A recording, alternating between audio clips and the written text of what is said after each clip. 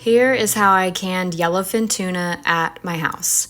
I started by slicing the tuna in 1-inch steaks and removing any bad spots. Then I took the steaks and diced them into about 1 by 1 cubes, keeping in mind to be sizable enough to fit inside my mason jars. I thought about eating this piece raw because look at that shit. Damn. Once you're done cutting up your cubes, you'll get your jars ready. And take your time with this so you don't bust one on the ground like I did. After cleaning that up, I went ahead and started filling my jars up. As I filled the jars, I pressed down, removing as much space as possible in between the cubes.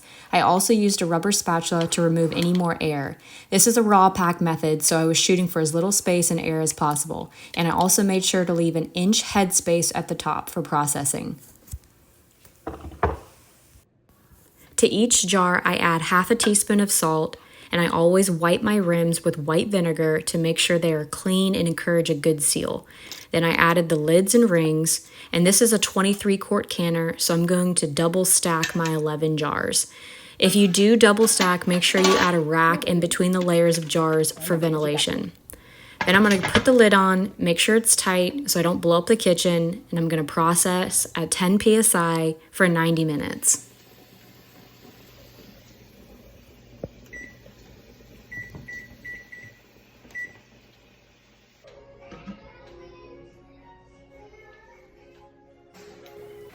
Once they're done processing, I'll remove the jars and put them in a draft-free place for 24 hours and let them completely cool and seal.